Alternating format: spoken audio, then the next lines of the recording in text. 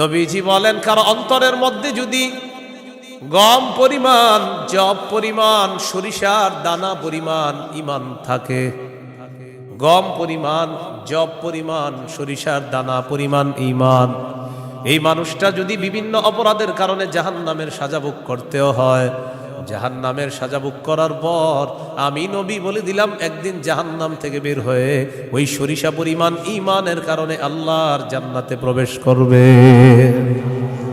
খাঁটি ঈমান, বিশুদ্ধ ঈমান, এটার মধ্যে কোনো ঝামেলা করা যাবে না। আল্লাহ কথাগুলা বুঝার তৌফিক দান করেন।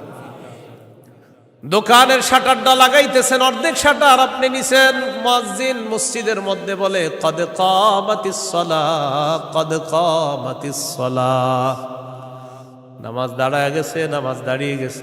এই টাইমে কাস্টমার এসে কয় 10,000 টাকার সদায় লাগবে, টেনশনে পড়ে গেলেন, নামাজ 10,000, নামাজ 10,000, নামাজ 10,000, পুরাই টেনশনে আছে। আল্লাহ তাআলা বলেন সম্পদ যেন তোমাদেরকে আল্লাহর থেকে দূরে সরায় না দেয়। নামাজ দাঁড়িয়ে গেছে, আপনি শাটারও লাগাইতেছেন নামাজে যাওয়ার জন্য, আল্লাহ তাআলা বলেন এই শোনো, সম্পদ যেন আল্লাহর থেকে দূরে সরায় না দেয়। কাস্টমার কয় 10,000, মুয়াজ্জিন কয় কদ কামাতিস সালাহ, টেনশনে পড়ে গেছে, কি করব?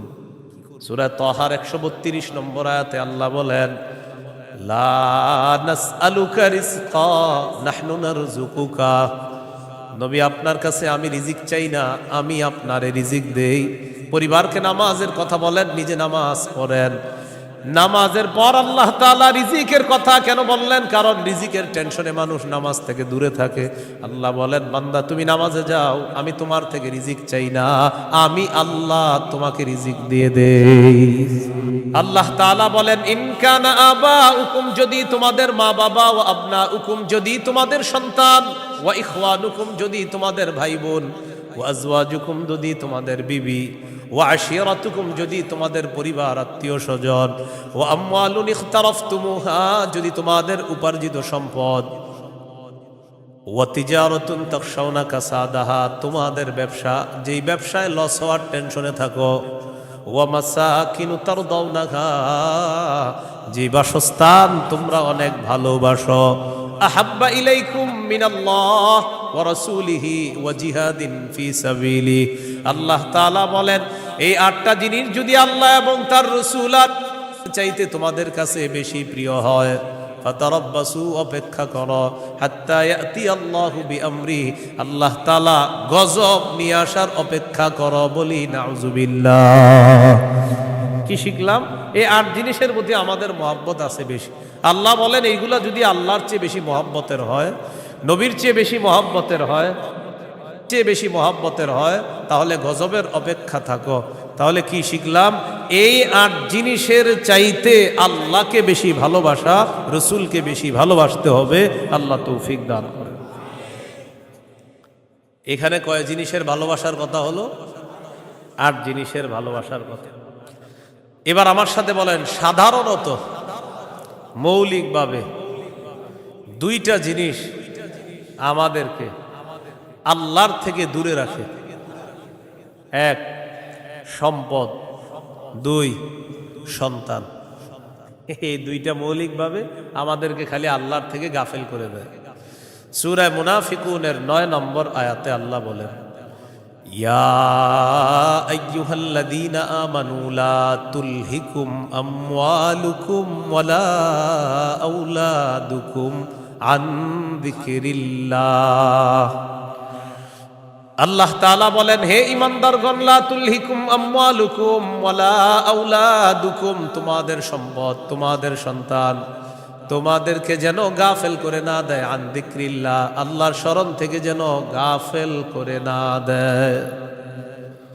ইন্নাল্লাহু ওয়া রাসূলুহু আহাব্বা ইলাইহি মিম্মা সিওয়াহুমা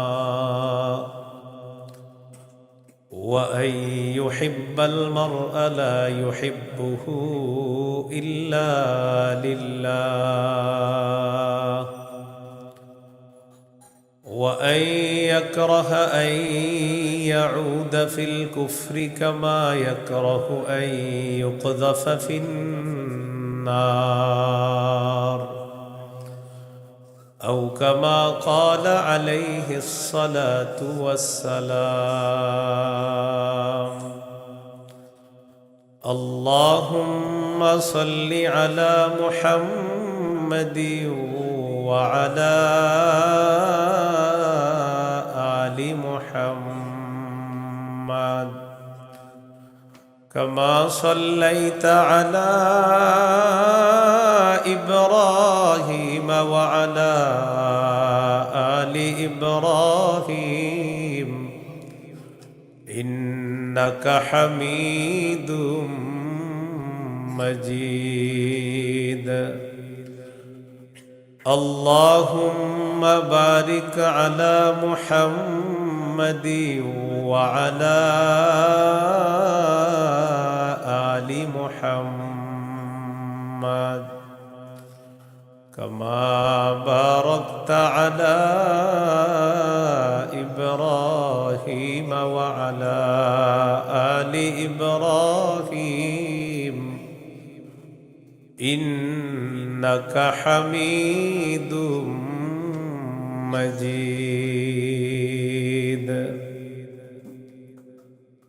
اللهم إني أعوذ بك من شر لساني ومن شر سمعي ومن شر بصري ومن شر مني ভাই বক্সের আওয়াজ কমান ভাই বক্সের আওয়াজ কমান জামিয়া মুহাম্মাদিয়া ইমদাদুল উলুম মাদ্রাসা গাজীপুর রওজাতুস সালিহাত মহিলা মাদ্রাসা গাজীপুরের উদ্যোগে হাফেজ ছাত্রদের পাগড়ি প্রদান উপলক্ষে ষষ্ঠ বার্ষিক ইসলামী মহাসম্মেলনের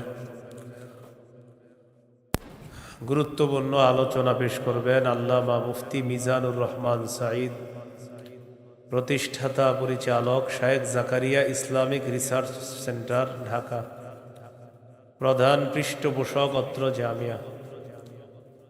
আল্লামা মুফতি আজিম উদ্দিন দামাত বরকাতুহুমুল আলিয়া, শাইখুল হাদিস জামিয়া নূরিয়া কামরাঙ্গীর চর ঢাকা। গুরুত্বপূর্ণ আলোচনা করবেন মাওলানা হাফিজুর রহমান সিদ্দিক কুয়াকাটা, মোহতামিম জামিয়া তালিমিয়া মাদ্রাসা আদর্শনগর ঢাকা। মুফতি আব্দুল হালিম মুফাসসিরে কোরআন খুলনা, মুফতি উবাইদুল্লাহ বিন সাঈদ ইমাম ও খতিব 22 মাইল কেন্দ্রীয় জামে মসজিদ কোনাবাড়ি গাজীপুর। উপস্থিত হযরত উলামায়ে কেরাম, মুসলমান ভাইয়েরা, আল্লাহ তাআলার দরবারে শুকরিয়া আদায় করছি। ভাই আওয়াজ বাড়ায়েন না, এক তো বক্সের আওয়াজ কমানোর পরে মাইক বাড়াইছেন, আবার বাড়ায়েন না, কমান আওয়াজ, কমান পরে বাড়ায়েন, আমার সময় যত পারেন কমান, আরো কমায় দিবেন। হ্যাঁ, উপস্থিত হযরত, ঠিক আছে এবার উপস্থিত হযরত উলামায়ে কেরাম, মুসলমান ভাইয়েরা, আল্লাহ তাআলার দরবারে শুকরিয়া আদায় করছি। আল্লাহ আমাদেরকে এই মাহফিলে উপস্থিত হওয়ার তৌফিক দান করেছেন, বলি আলহামদুলিল্লাহ। আমি আপনাদের সামনে সূরাতুল বাকারার 256 নম্বর আয়াতে কারিমা থেকে কয়েকটি আয়াত তেলাওয়াত করলাম। 256 নম্বর আয়াতে আল্লাহ তাআলা দ্বীনের ব্যাপারে আমাদেরকে দিক নির্দেশনা দিয়েছেন। লা ইকরাহা ফিদ্দীন, দিন গ্রহণ করার ক্ষেত্রে জোর করা যাবে না। কাউকে দিন গ্রহণ করার ক্ষেত্রে, ইসলাম গ্রহণ করার ক্ষেত্রে জোর করা যাবে না। তবে ইসলামের দাওয়াত দেওয়া যাবে, ইসলামের সৌন্দর্যতা তাদের সামনে পেশ করা যাবে। সূরা আলী ইমরানের 19 নম্বর আয়াতে আল্লাহ বলেন, ইন্নাদ-দীনা ইনদাল্লাহিল ইসলাম, নিশ্চয়ই দিন আল্লাহর কাছে ইসলাম। এটা হলো আয়াতের অনুবাদ। নিশ্চয়ই দিন আল্লাহর কাছে ইসলাম, মানে আল্লাহর কাছে একমাত্র দিন হলো ইসলাম। সূরা আলী ইমরানের 85 নম্বর আয়াতে আল্লাহ বলেন, وَمَن يَبْتَغِ غَيْرَ الْإِسْلَامِ دِينًا فَلَن يُقْبَلَ مِنْهُ। যে ব্যক্তি ইসলাম ছাড়া অন্য কোনো দিনকে গ্রহণ করে, অন্য কোনো কিছুকে দিন হিসাবে গ্রহণ করে, ফালাই ইউকবালা মিন, এটা তার থেকে গ্রহণ করা হবে না। কেউ যদি ইসলাম ছাড়া অন্য কোনো কিছুকে দিন হিসাবে গ্রহণ করে, এটা তার থেকে গ্রহণ করা হবে না, মানে ইসলাম ছাড়া অন্য কোনো দিন গ্রহণযোগ্য না। এটা অন্যকে দাওয়াত দিয়ে বোঝানো যাবে। জাহিলি যুগের বন্ধা নারীরা, যাদের সন্তান হয় না, এই জাতীয় নারীরা মানত করলো, আমার যদি ছেলে হয় ছেলের ইহুদি বানাবো। নাউজুবিল্লাহ। কি বানাবে? নাজিবি গোত্রের ইয়াহুদিদেরকে বের করে দেওয়ার জন্য হুকুম আসলো। ইয়াহুদিদের আত্মীয় স্বজন যারা আছে তারা চিন্তা করলো, আমাদের আত্মীয় স্বজন যারা, তাদেরকে মুসলমান বানায়া মদিনায় রাইখা দিই।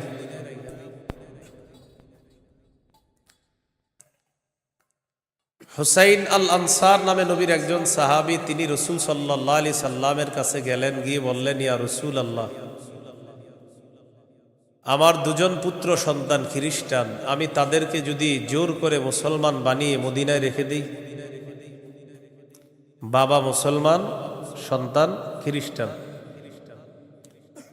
রাসূলুল্লাহ সাল্লাল্লাহু আলাইহি সাল্লামকে বললেন, আমি আমার দুই পুত্রকে যদি জোর করে মুসলমান বানিয়ে রেখে দেই, তখন আল্লাহ তাআলা সূরা বাকারার 256 নম্বর আয়াত নাজিল করলেন, লা ইকরাহা ফিদ্দীন। ইসলাম গ্রহণ করার ক্ষেত্রে জোর করা যাবে না। কদ তাবায়্যানার রুশদু মিনাল গাই। হেদায়েত স্পষ্ট হয়ে গিয়েছে গুমরাহি থেকে, পথভ্রষ্টতা থেকে। কোনটা হেদায়েত, কোনটা গুমরাহি, এটা মানুষের কাছে স্পষ্ট। এই কথা আল্লাহ কেন বললেন? হেদায়েত মানুষের সামনে এখন স্পষ্ট, এখন যদি মানুষ গ্রহণ না করে, এটা তার হতভাগা হওয়ার লক্ষণ। যদি সে গ্রহণ করে, এটা তার সৌভাগ্য, সে একজন সৌভাগ্যবান। সে সৌভাগ্যবান হওয়ার লক্ষণ হবে যদি হেদায়েত গ্রহণ করে। জোর করে বলা যাবে না তুমি মুসলমান হতেই হবে। ফামান ইয়াকফুর বিত-তাগুতি ওয়া ইউমিন বিল্লাহ ফাকাদ ইসতামসাকা বিল উরওয়াতিল ওয়াসকা লা ইনফিসামা লাহা। হেদায়েত স্পষ্ট হয়ে যাওয়ার পরেও যারা তাগুতকে অস্বীকার করবে, আল্লাহকে যারা বিশ্বাস করবে, হেদায়েত আর গুমরাহি দুইটা স্পষ্ট হয়ে যাওয়ার পর যারা তাগুতকে অস্বীকার করবে তথা পথভ্রষ্টতাকে বর্জন করবে, ওয়া ইউমিন বিল্লাহ, আর যারা আল্লাহকে বিশ্বাস করবে, ফাকাদ ইসতামসাকা বিল উরওয়াতিল ওয়াসকা, সে এমন এক মজবুত হাতলকে আঁকড়ে ধরলো, লা ইনফিসামা লাহা, যেই মজবুত হাতল কখনো ছুটে যাওয়ার সম্ভাবনা নাই। এমন এক মজবুত হাতল, যেই মজবুত হাতল তাকে জান্নাতে পৌঁছায় দেয়। এটা হলো তাওহীদ। বলেন, এটা কি? তাওহীদ। তাগুত দ্বারা উদ্দেশ্য হলো যত সীমালঙ্ঘনকারী আছে সবাই। আল্লাহ তাআলা বলেন, ফামান ইয়াকফুর বিত-তাগুতি ওয়া ইউমিন বিল্লাহ, যারা তাগুতকে অস্বীকার করবে আর আল্লাহকে বিশ্বাস করবে, ফাকাদ ইসতামসাকা বিল উরওয়াতিল ওয়াসকা লা ইনফিসামা লাহা, তারা এমন এক মজবুত হাতল আঁকড়ে ধরলো যেটা ছুটে যাওয়ার সম্ভাবনা নাই, বিচ্ছিন্ন হওয়ার সম্ভাবনা নাই। এই মজবুত হাতলের নাম হলো তাওহীদ, আল্লাহর একত্ববাদ স্বীকার করা। তাওহীদের মৌলিক 4টি শর্ত। প্রিয় ভাইয়েরা, কয় শর্ত? 1 নম্বর, আল্লাহ ছাড়া কোনো ইলাহ নাই এই বিশ্বাস নিয়ে মৃত্যুবরণ করা। 2 নম্বর, আল্লাহ ছাড়া কোনো ইলাহ নাই এই কথা মুখে বলবো, পাশাপাশি এই কথায় সামান্যতম সন্দেহ করা যাবে না। 3 নম্বর, আল্লাহ ছাড়া কোনো ইলাহ নাই মুখে বলার পাশাপাশি অন্তরে বিশ্বাস করা। 4 নম্বর, সবচাইতে বেশি আল্লাহকে ভালোবাসা। এই হলো তাওহীদের 4 শর্ত। তাওহীদের কয় শর্ত? 1 নম্বর, আল্লাহ ছাড়া কোনো ইলাহ নাই এই বিশ্বাস নিয়ে মৃত্যুবরণ করা। 2 নম্বর, আল্লাহ ছাড়া কোনো ইলাহ নাই এই কথায় সন্দেহ করা যাবে না। 3 নম্বর, আল্লাহ ছাড়া কোনো ইলাহ নাই এটা মুখে বলা, অন্তরে বিশ্বাস করা। 4 নম্বর, আল্লাহকে সবচেয়ে বেশি ভালোবাসা। এই হলো তাওহীদের 4 শর্ত। বাইরের মাইকের আওয়াজ আবার বাড়াইছেন, ঠিক না? ওইটা কমান, ওইটাও কমান। আপনি পরে বাড়ান, আমার বয়ানটা একটু কমান না, সমস্যা নেই। বুঝে না কিছু, মানে আমি এটা আপনার জন্য ভালো। আরো বুঝে না, এর কথা হলো ফাটাইতে হবো, বুঝতে হবো আমার মাইক এরকম এরকম।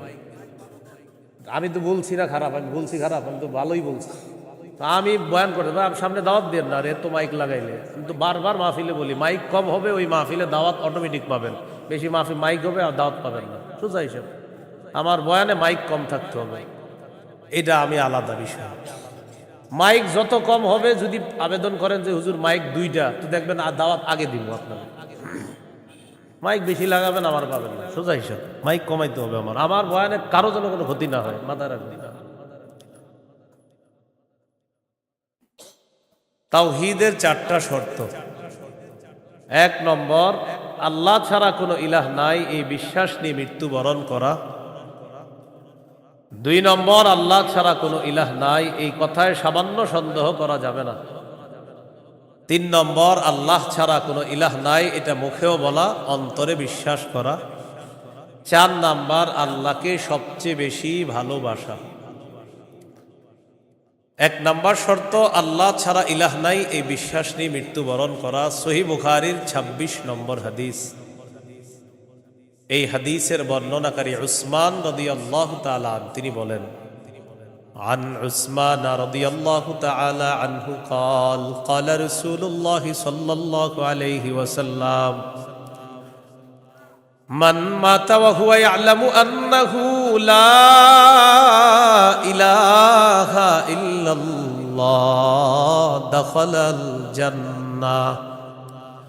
নবীজি বলেন, কেউ যদি এই বিশ্বাস নিয়ে মারা যায় আল্লাহ ছাড়া কোনো ইলাহ নাই, আমি নবী বলে দিলাম দাখালাল জান্নাহ, সে জান্নাতে প্রবেশ করবে।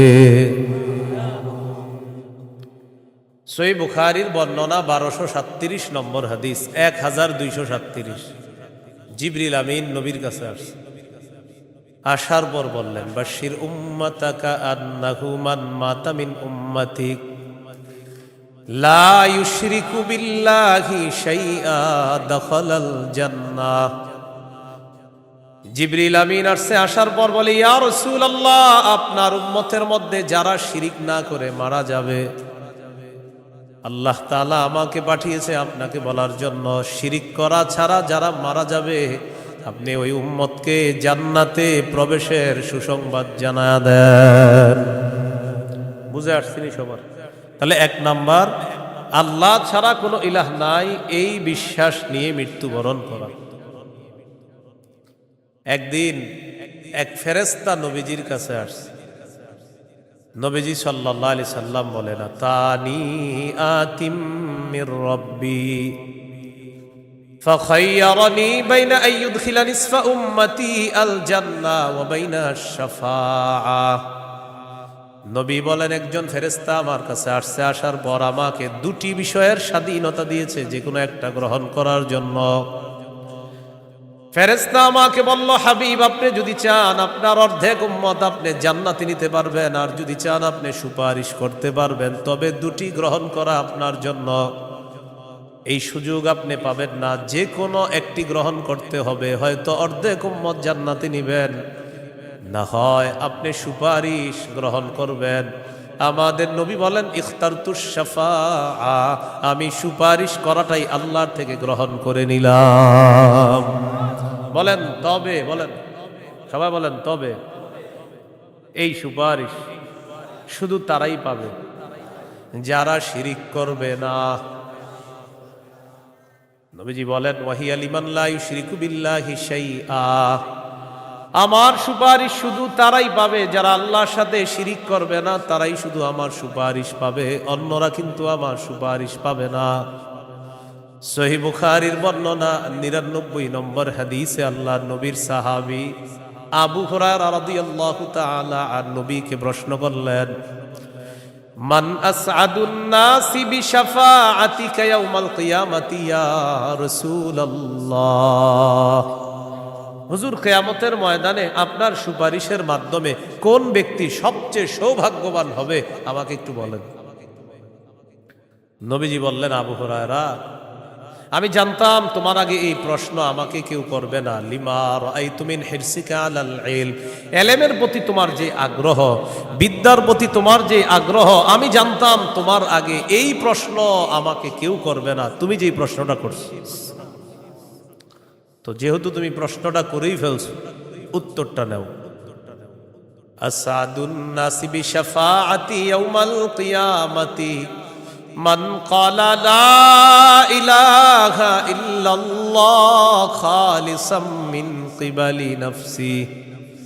কোন ব্যক্তি যদি দিল থেকে বলে লা ইলাহা ইল্লাল্লাহ আর এই বিশ্বাস নিয়ে যদি মারা যায়, কিয়ামতের ময়দানে আমার সুপারিশের মাধ্যমে এই ব্যক্তি সবচাইতে সৌভাগ্যবান বান্দা হয়ে যাবে।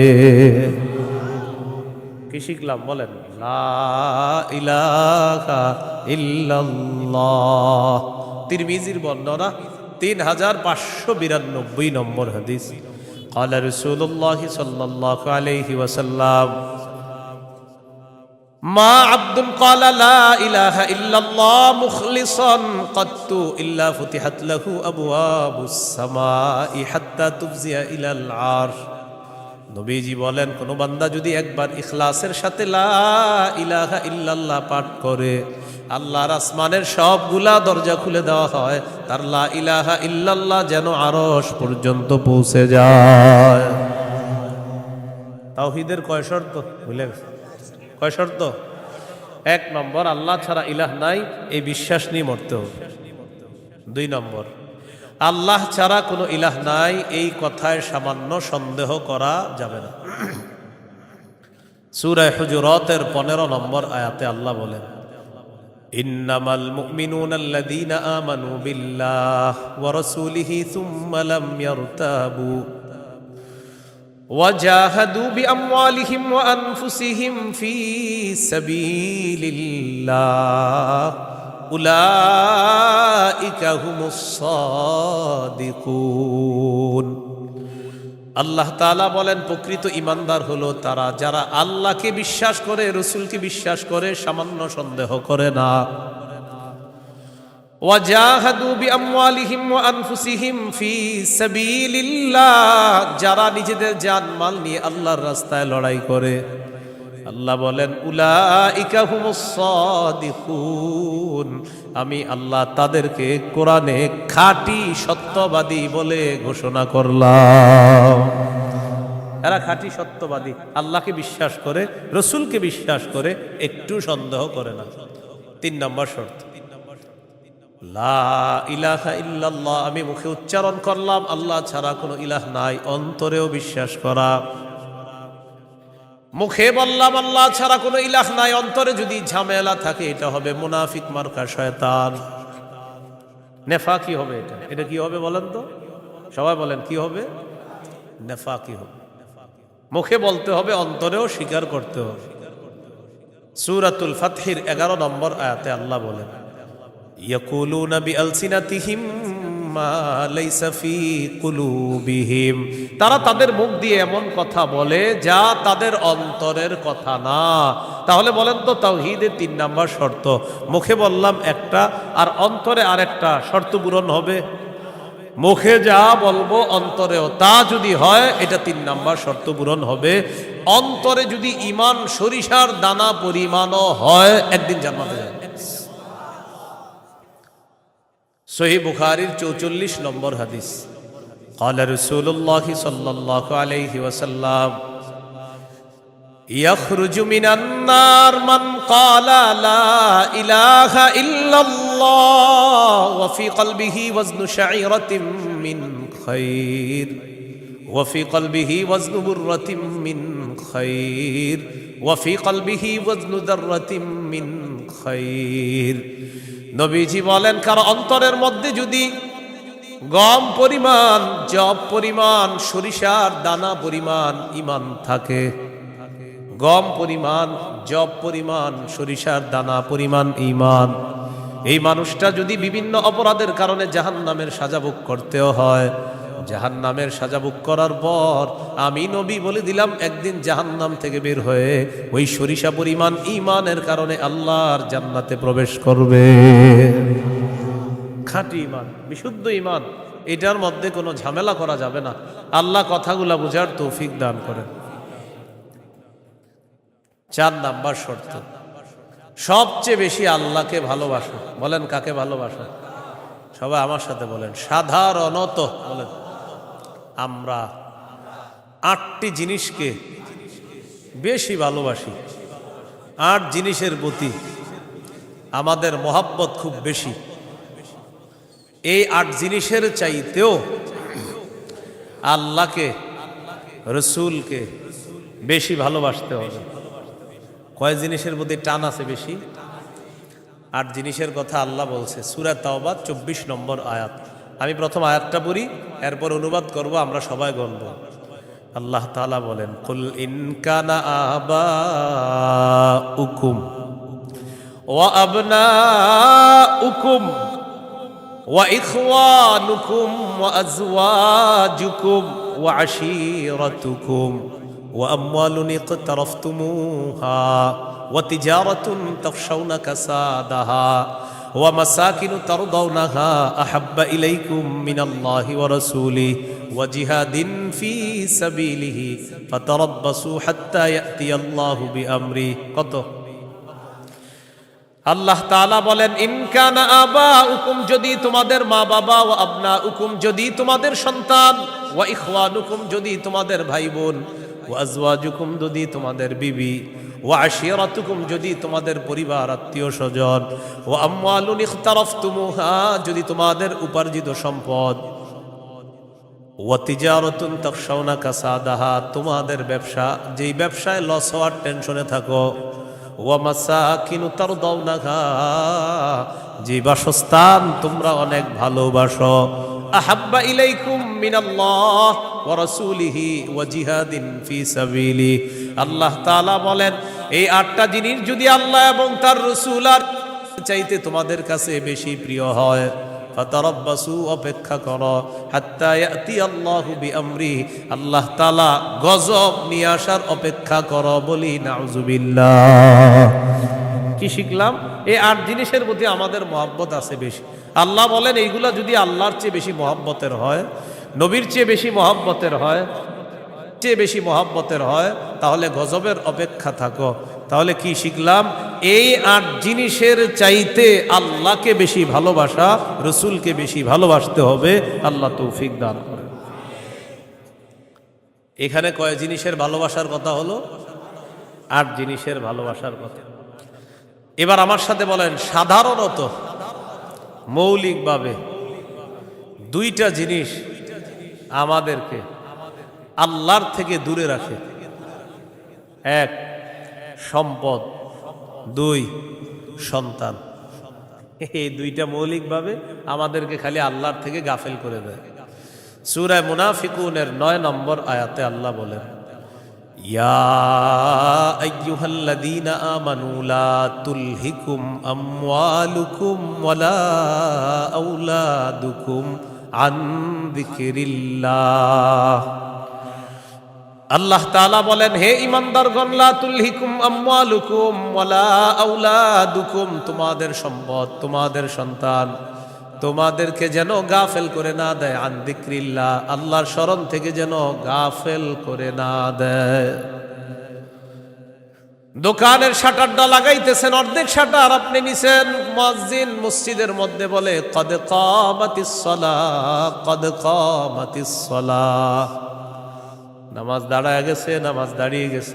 এই টাইমে কাস্টমার এসে কয় 10,000 টাকার সদায় লাগবে, টেনশনে পড়ে গেলেন, নামাজ 10,000, নামাজ 10,000, নামাজ 10,000, পুরাই টেনশনে আছে। আল্লাহ তাআলা বলেন সম্পদ যেন তোমাদেরকে আল্লাহর থেকে দূরে সরায় না দেয়। নামাজ দাঁড়িয়ে গেছে, আপনি শাটারও লাগাইতেছেন নামাজে যাওয়ার জন্য, আল্লাহ তাআলা বলেন এই শোনো সম্পদ যেন আল্লাহর থেকে দূরে সরায় না দেয়। কাস্টমার কয় 10,000, মুয়াজ্জিন কয় কদ কামাতিস সালাহ, টেনশনে পড়ে গেছে, কি করব? সূরা তাহার 132 নম্বর আয়াতে আল্লাহ বলেন লা নাসআলুকা রিজকা নাহনু নারযুকুকা, নবী আপনার কাছে আমি রিজিক চাই না, আমি আপনারে রিজিক দেই। পরিবারকে নামাজের কথা বলেন, নিজে নামাজ পড়েন। নামাজের পর আল্লাহ তাআলা রিজিকের কথা কেন বললেন? কারণ রিজিকের টেনশনে মানুষ নামাজ থেকে দূরে থাকে। আল্লাহ বলেন বান্দা তুমি নামাজে যাও, আমি তোমার থেকে রিজিক চাই না, আমি আল্লাহ তোমাকে রিজিক দিয়ে দেই। সম্পদ আল্লাহর থেকে দূরে রাখে। আর হলো সন্তান, সারাদিন কান্নাকাটি করে না, যেই জোহর নামাজে রওনা করবেন ওই টাইমে কয় আমি চিপস খাবো, সারাদিন কানবে না। যখন নামাজে যাবেন তখন এর দুনিয়ার যত কিছু আছে সব খাইতে মন চায়, ইবলিস এসে খোঁচায় কয়টা কয়টা কয়টা। আপনি তখন বুদ্ধি করে কি করবেন, ওইটারে প্যাম্পাস পরায়া মসজিদের এক কোনায় নিয়ে বসায় তুমি বসে থাকেন, বসে থাকেন, বুঝেন নাই? আর ইবলিস রে বলবেন ইবলিস তুমি যেই ঝামেলাটা আমার সাথে ডেলি নামাজের সময় করো, এই ঝামেলা করে কাজ হবে না। কারণ নামাজের সময় তুই যতবার আমার সন্তানরে খোঁচাবি, ওরে ততবার কাঁধে করে মসজিদে নিয়ে যাবো, প্যাম্পাস পরায় ওটারও নিয়ে যাবেন মসজিদে, নিয়ে পাশে বসায় রাখবেন, বুঝে থাকবেন। ইবলিস বুঝা ফেলবে না, এই রে খোঁচায় লাভ না, এরে খোঁচাইলে এই সন্তানও নামাজি বানায় ফেলবে। সুবহানাল্লাহ। সম্পদ সন্তান আল্লাহর থেকে আমাদেরকে দূরে রাখে। প্রিয় ভাইয়েরা, এই দুই জিনিস যেন আমাদের মধ্যে এত মহব্বত গালেব না হয় যে এই দুই জিনিস এত পরিমাণ মহব্বত করতে গেলাম, আল্লাহকে ভুলে গেলাম, রসুলকে ভুলে গেলাম, আখেরাত ভুলে গেলাম। এমনটা ভালোবাসি, সন্তান ভালোবাসি, মা ভালোবাসি, বাবা ভালোবাসি, ঠিক, কিন্তু এর চেয়ে বেশি ভালোবাসি আল্লাহ। এই হলো আল্লাহকে সবচেয়ে, তাওহীদের কয় শর্ত? 4 নাম্বার, সবচেয়ে বেশি কাকে ভালোবাসা? আল্লাহকে, রসুলকে সবচেয়ে বেশি ভালোবাসা, আল্লাহকে এরপর রসুলকে সবচেয়ে বেশি ভালোবাসা। সহিহ বুখারীর বর্ণনা 16 নম্বর হাদিস, ক্বালা রাসূলুল্লাহ সাল্লাল্লাহু আলাইহি ওয়াসাল্লাম সালাসুন মান কুন্না ফীহি ওয়াজাদা হালাওয়াতাল ঈমান। নবীজি বলেন 3টা বৈশিষ্ট্য যদি কারো মধ্যে থাকে, সে অন্তরের মধ্যে ঈমানের স্বাদ আস্বাদন করতে পারবে। 1 নাম্বার, ইয়াকুন আল্লাহু ওয়া রাসূলুহু আহাব্বা ইলাইহি মিম্মা সিওয়াহুমা, আল্লাহ আল্লাহ রসুল ছাড়া যত কিছু আছে সব কিছুর চাইতে আল্লাহ আর তার নবীকে বেশি ভালোবাসা। 2 নাম্বার, ওয়া আইয়ুহিব্বাল মারআ লা ইউহিব্বুহু ইল্লা লিল্লাহ, কোন মুসলমানকে শুধুমাত্র আল্লাহর জন্য ভালোবাসা। 3 নাম্বার, আইয়াকরাহা আইয়াউদা ফিল কুফরি কামা ইয়াকরাহু আইয়ুকযাফা ফিন্নার, আগুনের মধ্যে পুড়ে যাওয়া যেমন অপছন্দ, তেমনি ভাবে কুফরি করাটাও এমন অপছন্দ হওয়া। কোটি কোটি টাকা আপনার সামনে রাখা হলো আর বলা হলো আগুনে পুড়ে মারা যাও, আপনি তখন জবাব দিবেন আপনার কি মাথা খারাপ? আগুনে পুড়ে যদি আমি মারা যাই, তুই কোটি টাকা দিয়ে আমি করব কি? এবার আপনাকে বলা হলো কোটি কোটি টাকা দেওয়া হবে, তুমি কুফরি করো, আপনি জবাব দিবেন কোটি টাকার বিনিময়ে যেমন দুনিয়ার আগুনে পুড়তে চাই না, তেমনি ভাবে কোটি টাকার বিনিময়ে কুফরি করে জাহান্নামের আগুনেও পুড়তে চাই না। নবীজি বলেন কারো মধ্যে যদি এমন অনুভূতি থাকে আগুনে পুড়ে যাওয়া তার অপছন্দ, তেমনি ভাবে কুফরি করাটাও তার কাছে অপছন্দের, আল্লাহ তাআলা তার অন্তরের মধ্যে ঈমানের স্বাদ তৈরি করে দিবেন, ঈমানের স্বাদ দিবেন। তো এই 3টার মধ্যে একটা হলো আল্লাহকে বেশি ভালোবাসা। বলেন তো তাওহীদের কয় শর্ত? এক নম্বর, আল্লাহ ছাড়া কোনো ইলাহ নাই, এই বিশ্বাস নিয়ে মৃত্যুবরণ করা। দুই নম্বর, আল্লাহ ছাড়া কোনো ইলাহ নাই, এটার মধ্যে একটুও সন্দেহ করা যাবে না। তিন নম্বর, আল্লাহ ছাড়া কোনো ইলাহ নাই, এটা মুখে বলা, অন্তরে স্বীকার করা, বিশ্বাস করা। চার নম্বর, আল্লাহকে সবচেয়ে বেশি ভালোবাসা। এই চার শর্ত পূরণ করে আমরা যেন কবরে যেতে পারি, আল্লাহ তাআলা তৌফিক দান করেন। এরপরে আল্লাহ বলেন, ওয়াল্লাহু সামিউন আলিম, আল্লাহ সর্বশ্রোতা, সর্বজ্ঞানী। এটা হলো সূরা বাকারার 256 নম্বর আয়াত। এখন আপনাদেরকে 56 নম্বর আয়াত থেকে জিজ্ঞাসা করতে চাই, একটা হলো তাগুতের দল আর একটা হলো আল্লাহর দল। দুনিয়াতে মৌলিকভাবে মানুষের দল দুইটা, একটা হলো হিজবুল্লাহ, আল্লাহর দল, আর একটা হিজবুশ শয়তান, শয়তানের দল। এই দুই দল মৌলিকভাবে মানুষের মধ্যে সূরা মুজাদালায় দুই দলের কথা আছে। তো এই দুই দলের মধ্যে আমরা কার দলে থাকবো? আল্লাহর দলে না শয়তানের দলে? আল্লাহর দলে আমরা যারা থাকবো, আল্লাহ আমাদের অভিভাবক হয়ে যাবে। এই কথাটা আল্লাহ সূরা বাকারার 257 নম্বর আয়াতে বলতেছে। মন দিয়ে শুনেন কি বল, আল্লাহু ওয়ালিয়ুল্লাযীনা আমানু, যারা ঈমানদার তাদের অভিভাবক আল্লাহ। সুবহানাল্লাহ। আপনারা মাঝে মাঝে এমনি দোয়া করতে পারেন না, আল্লাহ আপনি আমার অভিভাবক, আল্লাহ আপনি অভিভাবক। আল্লাহ সূরা বাকারা 257 নম্বর আয়াতে বলছেন, আপনি আমার অভিভাবক। আল্লাহ আমি তো সমস্যায় আছি, আমারে সমাধান করে দাও। এভাবে বলতে হবে, আল্লাহ আপনি বলছেন আপনি আমার অভিভাবক, আল্লাহ আপনি আমার সমস্যা সমাধান করে দেন। এইভাবে আল্লাহকে বলতে হবে। আল্লাহু ওয়ালিয়ুল্লাযীনা আমানু, আল্লাহ বলেন যারা ঈমানদার তাদের অভিভাবক হলেন আল্লাহ। ইউখরিজুহুম মিনাজ যুলুমাতি ইলান নূর, আল্লাহ তাআলা অভিভাবক ঈমানদারদেরকে অন্ধকার থেকে বের করে আলোর দিকে আল্লাহ তাআলা নিয়ে যায়। ওয়াল্লাযীনা কাফারু আউলিয়াউহুমুত তাগুত, আর যারা কাফের তাদের অভিভাবক হলো শয়তান। বলেন তো ঈমানদারের অভিভাবক কে? কাফেরের অভিভাবক কে? উলাইকা আসহাবুন নারি হুম ফিহা খালিদুন। আল্লাহ বলেন যারা তাগুতের অনুসারী তারা চিরস্থায়ীভাবে জাহান্নামে থাকবে। বলি নাউজুবিল্লাহ। তাগুত বলা হয় যত সীমা লঙ্ঘনকারী আছে, জালেম, সব তাগুত।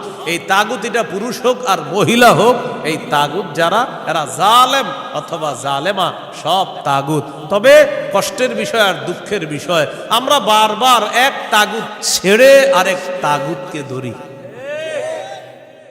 এক তাগুত ছেড়ে আরেক তাগুতকে কি করি? ধরি। কেন ধরি জানেন? বৃষ্টি থেকে বাঁচার জন্য ঝর্ণা নিচে এসে দাঁড়ায় আর কি। কোথায় দাঁড়াই? বাঁচার জন্য কি থেকে কোথায় এসে দাঁড়াই?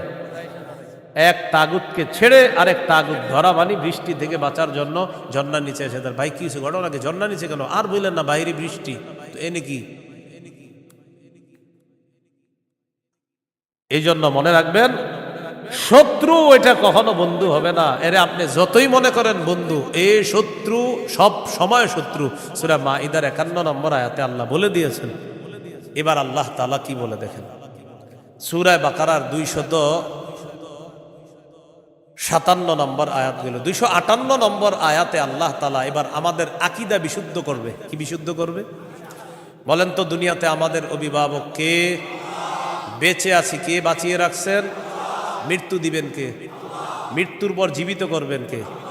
এই আকীদাটা এখন আল্লাহ তাআলা সংশোধন করবে যে শোনো, আমি তোমাদেরকে বাঁচিয়ে রাখছি, মৃত্যুর পর আমি জিন্দা করব, কিন্তু এখানে কোনো সন্দেহ করবা না। এই আকীদা 258, 259, 260 এই 3 আয়াতের মধ্যে আল্লাহ আমাদেরকে আকীদা দিয়ে দিবেন, দুনিয়াতে যেমন তোমাদেরকে রাখছি আমি, আখিরাতেও তোমাদেরকে আবার পুনরুত্থান করব, এই ক্ষমতাও আমি আল্লাহর। সূরা বাকারা 258, 259, 260 দেখেন কি বলে, ألم تر إلى الذي حاج إبراهيم في ربه أن آتاه الله الملك إذ قال إبراهيم ربي الذي يحيي ويميت قال أنا أحيي وأميت قال إبراهيم فإن الله يأتي بالشمس من المشرق فأت بها من المغرب فبهت الذي كفر والله لا يهدي القوم الظالمين নবী আপনি কি দেখেন নাই ওই ব্যক্তির ব্যাপারে চিন্তা করেন নাই যে ব্যক্তি ইব্রাহিম নবীর সাথে তার রবের ব্যাপারে ঝগড়া করেছে, যেই রব তাকে রাজত্ব দান করেছে ওই রবের ব্যাপারে লোকটা ঝগড়া করেছে ইব্রাহিম নবীর সাথে। আল্লাহ তাআলা বলেন এই ব্যক্তি হলো বাবেল শহরের বাদশাহ নমরুদ। ইব্রাহিম নবীর সাথে ঝগড়া লাগছে, এই কারণে নমরুদকে আল্লাহ তাআলা রাজত্ব দান করছে। রাজত্ব পাওয়ার পর নমরুদ কয় আমি খোদা। ইব্রাহিম নবী বললেন আমার রব রব্বি আল্লাযী ইহয়ী ওয়া ইউমীত, আমার রব হলেন তিনি যিনি জীবন দেয়, যিনি মৃত্যু দান করেন। নমরুদ পাল্টা জবাব দিয়ে বলে ক্বালা আনা উহয়ী ওয়া উমীত, আমিও তো জীবন দেই আমিও তো মৃত্যু দেই। নাউজুবিল্লাহ। হ্যাঁ, ইব্রাহিম নবী বললেন রব তিনি যিনি জীবন দেয় মৃত্যু দেয়। নমরুদ কথা আমিও তো জীবন দিই মৃত্যু দিই। তো ইব্রাহিম নবী তাহলে কি করতে হবে? আমারও রব মানো, কারণ আমিও জীবন দিই মৃত্যু দিই। ইব্রাহিম নবী বললেন কিভাবে? জেলখানা থেকে দুইজন আসামি ধরে আনছে, একজনকে মেরে ফেলছে আর একজনকে ছেড়ে দিছে। মারার পর বলে এই যে দেখো আমি মৃত্যু দিলাম, ছেড়ে দেওয়ার পর বলে এই যে দেখো আমি জীবন দিলাম। কি ইন্টারন্যাশনাল পদ্ধতির জীবন মৃত্যু! হ্যাঁ, দুইজনকে ধরে আনছে, একটাকে হত্যা করছে আর একটাকে ছেড়ে দিছে। হত্যা করার পর বলে দেখো জীবন দিলাম মৃত্যু দিলাম, জীবন দিলাম কিভাবে? আর একটাকে ছেড়ে দিছে, এইটা ছেড়ে দেওয়ার পর বলতেছে আমি তাকে জীবন দিলাম। আপনারা বলেন এটা কি জীবন মৃত্যু? ইব্রাহিম নবী চিন্তা করলেন এরে এমন এক কথা বলে আটকাইতে হবে যেই কথার পরে আর ঝগড়া করবে না। قال إبراهيم فإن الله يأتي بالشمس من المشرق فأت بها من المغرب। ইব্রাহিম নবী বললেন আমার রব আল্লাহ প্রতিদিন সূর্য পূর্ব দিক থেকে উঠায়, তুমি পশ্চিম দিক থেকে উঠায় দাও। তুমিও তো রব, তোমার দাবি অনুযায়ী। নাউজুবিল্লাহ। ফাবুহিতাল্লাযী কাফার, আল্লাহ তাআলা বলেন যে ঝগড়া করছে নমরুদ কাফের, ধরাশয়ী হয়ে গেল, ঝগড়ায় হেরে গেল। মুফাসসিরিনে কেরাম বলেন নমরুদ পাল্টা বলতে পারতো ইব্রাহিম আমি সূর্য পশ্চিম দিক থেকে উঠাতে পারবো না, তোমার রব আল্লাহ প্রতিদিন পূর্ব দিক থেকে সূর্য উঠায়, আমি তো পারবো না। তুমি তোমার রব আল্লাহকে বলো সূর্যটা যেন পশ্চিম দিক থেকে উঠায় দেখায় দেয়। মুফাসসিরিনে কেরাম বলেন নমরুদ বুঝে শুনেই পাল্টা চ্যালেঞ্জ দেয় নাই। কেন দেয় নাই? নমরুদ কিন্তু চ্যালেঞ্জ দিতে পারতো পাল্টা, ইব্রাহিম তুমি আমারে বললা আমি যেন সূর্য পশ্চিম দিক থেকে উঠাই, তোমার রব যেহেতু পূর্ব দিক থেকে উঠায়, তো পাল্টা প্রশ্ন করতে পারতো নমরুদ ইব্রাহিম আমি তো পারলাম না, তোমার রব আল্লাহকে বলো আল্লাহ যেন সূর্যটা পশ্চিম দিক থেকে উঠায় দেখায়। মুফাসসিরিনে কেরাম বলে নমরুদ এটা বুঝে শুনেই পাল্টা প্রশ্ন করে নাই, কারণ নমরুদ জানে এই প্রশ্ন করলে ইব্রাহিম চ্যালেঞ্জ গ্রহণ করবে, আল্লাহকে বলবে আল্লাহ সাথে সাথে সূর্য পশ্চিম দিক থেকে উঠায় দেখায়। আর এটা যদি করে ফেলে নমরুদের দল ছোট হয়ে যাবে, হালকা হয়ে যাবে। এই জন্য নমরুদ আর পাল্টা চ্যালেঞ্জ দেয় নাই। বলেন তো নমরুদকে রাজত্ব দিয়েছিল কে? দেওয়ার পর বলে আমি খোদা। কি বলে? আমি খোদা। এই জন্য প্রিয় ভাইয়েরা সামনের দিকে যাদেরকে আমরা শাসন ক্ষমতায় বসাবো, যাদেরকে আমরা দায়িত্ব দিব, বুঝে শুনে দায়িত্ব দিতে হবে। কি শুনে? বলেন আমার সাথে প্রতিদিন 2 রাকাত অতিরিক্ত নফল নামাজ পড়ব, পড়ার পর 3টা দোয়া করব। 1 নাম্বার আল্লাহ, বলেন আল্লাহ কিয়ামতের আগে বাংলাদেশে আর কোন নারী প্রধান চাই না। হ্যাঁ, কি প্রধান চাই না? সবাই জোরে বলেন কেন? আরো জোরে বলেন, আরো জোরে, আরো জোরে।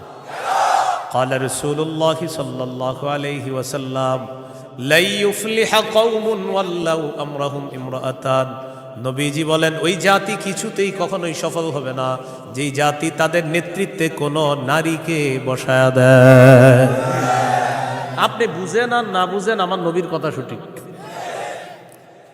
তো এই জন্য এই একটা বিষয়ে দোয়া করবেন। 2 নাম্বার দোয়া বলেন আল্লাহ মরার আগে বাংলাদেশে শরিয়া আইন দেখে যেতে চাই। কি আইন? দেয়ালে দেয়ালে লিখে দিবেন শরিয়া আইন চায় না তারা। বলেন, কোনো না কোনো অপরাধে অপরাধী যারা।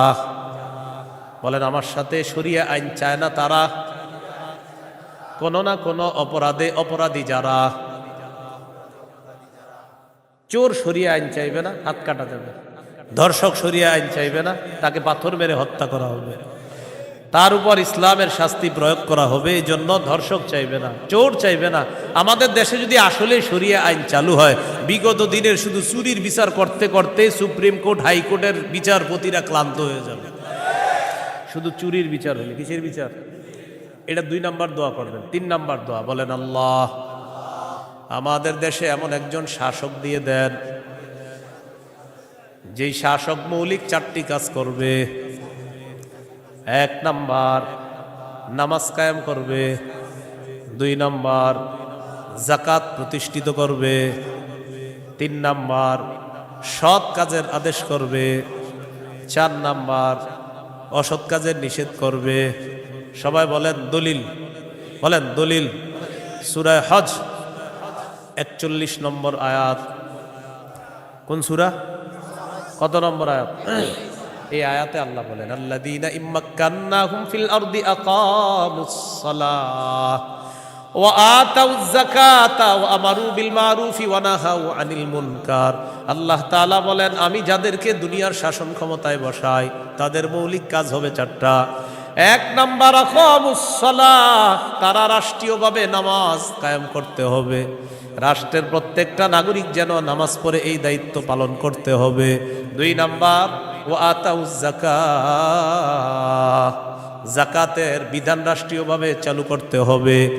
আমাদের দেশে যদি রাষ্ট্রীয়ভাবে যাকাতের বিধান চালু হয়ে যায়, আর সব ধনীরা যদি 1 বছর যাকাত আদায় করে, কয় বছর? ওই বছর সুদ বলবে, যাকাত তুমি ভালো থেকো, আমি সুদ বিদায় নেই। কয় বছর? 1 বছর যদি যাকাত যারা দেয়, এরা যদি দেয়, সুদ বলবে, যাকাত তুমি থাকো, আমি চলে যাই, কারণ আমার আর থাকার জায়গা নাই। বলেন আমার সাথে, সুদে ফকির আরো ফকির হয়, যাকাতে ফকির আরো ধনী হয়। দলিল ইবনে মাজাহ 2279 নম্বর হাদিস। আবার বলেন, বলেন, সুদে ফকির আরো ফকির হয়, যাকাতে ফকির ধনী হয়। বলেন আমাদের এই রাষ্ট্র সুদ ভিত্তিক হওয়ার কারণে এখন আমরা সবাই মোটামুটি ভিক্ষুক। কারণ আমাদের প্রত্যেকের মাথা পিছু 1,07,000 টাকা ঋণ। তো আপনি কোথায় ধনী? সুদের শেষ পরিণতি ভিক্ষা। এটা আপনার যদি বুঝে না আসে, কিছু করার নাই। আমার নবীর কথা যেটা বলবে নবী, আজ হোক কাল হোক, সেটা ফলবেই, কোনো সন্দেহ নেই। তো আমরা দাবি করি 90% মুসলমান, এখানের অর্থ ব্যবস্থা সুদ ভিত্তিক। এই জন্য আমরা স্লোগান পাল্টাবো, বলেন দারিদ্র বিমোচনে সুদ নয় যাকাত। বলেন তো দারিদ্র বিমোচনে কি? দারিদ্র বিমোচনে সুদ নয় যাকাত। এগুলা দেয়ালে লিখে দিবেন যে দারিদ্র বিমোচনে সুদ নয় যাকাত। লিখে দিবেন দারিদ্র বিমোচনে সুদ নয় যাকাত। লিখবেন সুদে ফকির আরো ফকির হয়, যাকাতে ফকির আরো ধনী হয়। নমরুদকে রাজত্ব দিছে আল্লাহ তাআলা, সে এখন বলে আমি খোদা। বলেন নাউজুবিল্লাহ। বলেন জীবন মৃত্যু কে দেয়? এটা হলো সূরা বাকারা 258 নম্বর আয়াত। 259 নম্বর আয়াতটা শোনার আগে আগে বুঝেন। এক ব্যক্তি এক এলাকার সামনে দিয়ে যাইতেছে, যাওয়ার সময় দেখে কি এলাকার সবগুলা ঘর বাড়ি ছাদের উপরে পড়ে রয়েছে, নিচে ছাদ, উপরে ঘর বাড়ি। আপনাদের এলাকার ছাদ কি নিচে থাকে না বাড়ির উপরে থাকে? কয়েকজন কইছে, মানে অন্যদের ঘর বাড়ির ছাদ নিচে থাকে। ঘর বাড়ির ছাদ কই থাকে? এটা প্রথমে বললেন না কেন? মানে প্রথমে কয়েকজন কইছে কয়েক উপরে, মানে অন্যদের ছাদগুলা নিচে। আপনাদের ঘর বাড়ির ছাদ কই? তো এই কথাটা প্রথমে বললে সমস্যা ছিল কি? এক ব্যক্তি যাইতেছে এক এলাকার সামনে দিয়ে, যাওয়ার সময় দেখে ঘর বাড়ি সব ধ্বংস হয়ে পইরা রয়েছে, নিচে হইল ছাদ, উপরে ঘরবাড়ি। উনি এই বিষয়ে দেখা সাথে সাথে বললেন, আল্লাহু আকবার, আল্লাহ কত মহান, এদেরকে ধ্বংস করলেন আল্লাহ, আবার আল্লাহ কিভাবে জিন্দা করবে, এটা ওনার সন্দেহ না, এটা ওনার কি না সন্দেহ না, এটা উনি বিস্ময় প্রকাশ করতেছে, আল্লাহ কত মহান, আবার কিভাবে আল্লাহ জিন্দা করবে, এটা মুখ দিয়ে বলে ফেলছে। সাথে সাথে আল্লাহ তাকে মৃত্যু দিচ্ছে। 100 বছর মৃত অবস্থায় রাখছে। কয় বছর? 100 বছর মৃত অবস্থায় রাখছে। 100 বছর পর জিন্দা করছে। জিন্দা করার পর তাকে জিজ্ঞাসা করলেন, আপনি কয় বছর মৃত অবস্থায় ছিলেন? তো জবাব দিলেন, 1 দিন বা আধা দিন। আল্লাহ তাআলা বললেন, আপনি 100 বছর ছিলেন মরা। কয় বছর? ওই যে উনি বলছিলেন মরাকে আল্লাহ কিভাবে জিন্দা করবে, আল্লাহ দেখাই দিতেছে। আপনার খানা পানির দিকে তাকান তো, তাকাইছে খানা পানির দিকে, তাকায় দেখে খানা পানি পচে নাই। সুবহানাল্লাহ। কয় বছর? এবার আপনার গাদার দিকে তাকান তো, তাকাইছে গাদার দিকে, গাদাটার কি অবস্থা, দেখে কি গাদা পচে গলে মরে মাটির সাথে মিশে গেছে। আল্লাহ তাআলা বুঝায়, এই জন্যই তো আমি আল্লাহ। সুবহানাল্লাহ। এবার আল্লাহ তাআলা বললেন, দেখেন গাদার অস্থিগুলা মাটির সাথে মিশে গেছে, আমি এগুলারে উঠাই। তো হাড্ডি উঠাইছে, উঠানোর পর এটার উপরে আল্লাহ গোস্তের প্রলেপ দিয়ে এটার মধ্যে প্রাণ সঞ্চার করে আবার গাদা জিন্দা করে দিচ্ছে। বলেন মৃতকে জিন্দা করে কে? এই কথাটাই আল্লাহ তাআলা বলেন, আও কাল্লাযী মাররা আলা ক্বরিয়াতি ওয়া হিয়া খাফিয়াতুন আলা উরুশিহা। অথবা নবী আপনি কি ওই ব্যক্তির ব্যাপারে চিন্তা করেন নাই যে ব্যক্তি এক এলাকার সামনে দিয়ে গেছে, যাওয়ার সময় দেখে এলাকার সবগুলা ঘর বাড়ি ছাদের উপর পড়া, এর মানে ঘর বাড়িগুলা সব ধ্বংস। ক্বালা আন্না ইউহয়ী হাযিহিল্লাহু বা'দা মাউতিহা। তখন তিনি বললেন, আল্লাহ তাআলা কিভাবে তাদেরকে মৃত্যুর পর আবার পুনরায় জিন্দা করবেন। ফাআমাতাহুল্লাহু মিআতা আমিন। আল্লাহ তাআলা তাকে 100 বছরের জন্য মৃত্যু দিলেন। সুম্মা বাআসা, আবার তাকে জিন্দা করলেন। করার পর আল্লাহ বললেন, ক্বালা কাম লাবিস্তা, কতদিন আপনি এইভাবে মৃত অবস্থায় কাটিয়েছেন? তিনি জবাব দিলেন, লাবিস্তু ইয়াওমান আও বা'দা ইয়াওম, একদিন বা আধা দিন আমি মৃত অবস্থায় ছিলাম। কয়দিন? না আপনারা বলেন আসলে কয় বছর? আল্লাহ তাআলা বলেন, ক্বালা বাল লাবিস্তা মিআতা আমিন ফানজুর ইলা তাআমিকা ওয়া শারাবিকা লাম ইয়াতাসান্না। আপনি 100 বছর মরা ছিলেন, খানার দিকে তাকান, পানির দিকে তাকান, লাম ইয়াতাসান্না, পচে নাই। সুবহানাল্লাহ। ওয়ানজুর ইলা হিমারিকা, গাদাটার দিকে তাকান, গাদার দিকে তাকাইছে, তাকায় দেখে পচে গলে মাটির সাথে মিশে গেছে। আল্লাহ তাআলা বলেন, জানেননি কেন আপনাকে আমি মৃত্যু দিলাম, আবার 100 বছর পর আপনাকে আমি কেন জিন্দা করলাম? ওয়ালিনাজআলাকা আয়াতাল লিন্নাস, আমি আপনাকে দুনিয়ার মানুষের সামনে নিদর্শন হিসাবে রেখে দিলাম যে দেখো আমি আল্লাহ মৃতকে জিন্দা করি, এর দৃষ্টান্ত দুনিয়াতেই দেখায়া দিলাম। কয় বছর মৃত্যু রাখছে, এরপরে আল্লাহ আবার উঠেছে। এবার আল্লাহ বললেন, অনজুর ইলাল ইযামি কাইফা নুনশিজুহা, ওই যে আপনার গাদার অস্থিগুলা মাটির সাথে মিশে গেছে, দেখেন কিভাবে আমি উত্থিত করি। সুম্মা নাকসুহা লাহমা, এরপর দেখেন কিভাবে গোস্তের পোশাক হাড্ডিগুলার উপর পড়ায়া দেই। আল্লাহ গোস্তের পোশাক পরায়া প্রাণ সঞ্চার করে গাদা আবার জিন্দা করে। এবার তিনি বললেন, মানে কে? ওই যে যিনি বলছিলেন 100 বছর আগে আল্লাহ কিভাবে জিন্দা করবে, তখন তিনি বললেন, ক্বালা আ'লামু আন্নাল্লাহা আলা কুল্লি শাইইন কাদির। আমি বুঝতে পারছি, আমি জানি আল্লাহ সবকিছুর উপর ক্ষমতাবান। বলেন সবকিছুর উপর ক্ষমতাবান কে? 100 বছর মৃত রাইখা আবার জিন্দা করার ক্ষমতা কার? এখন আমি কি আপনাদেরকে বলছি লোকটাকে? এই লোকটাকে বলছি? বলি নাই। এলাকা কোনটা এটাও বলছি? বলি নাই। কোরআনে এলাকার নামও আসে নাই, ওই ব্যক্তির নামও আসে নাই। তবে মুফাসসিরিনে কেরাম বলেন, এই ব্যক্তি যে একজন নবী ছিলেন এতে সন্দেহ নেই। উনি একজন কি ছিলেন? নবী ছিলেন, এতে কোনো সন্দেহ নেই। এটা হলো মুফাসসিরিনে কেরামের বক্তব্য। মুআররিখিন যারা আছে, ঐতিহাসিকগণ, তারা বলেন আগে পরে গবেষণা করলে বোঝা যায় তিনি ছিলেন উজাইর আলাইহিস সালাম। কোন নবী? অথবা বলেন, অথবা আরমিয়া আলাইহিস সালাম, এটা একজন নবীর নাম। তাহলে ওই জনপদের সামনে দিয়ে যিনি গিয়েছেন তিনি একজন নবী ছিলেন, এই ব্যাপারটা স্পষ্ট। তবে তিনি কোন নবী ছিলেন, উজাইর নবী না আরমিয়া নবী, এই ব্যাপারে ঐতিহাসিকগণ বলেন তিনি হয়তো উজাইর নবী, না হয় আরমিয়া আলাইহিস সালাতু ওয়াস সালাম।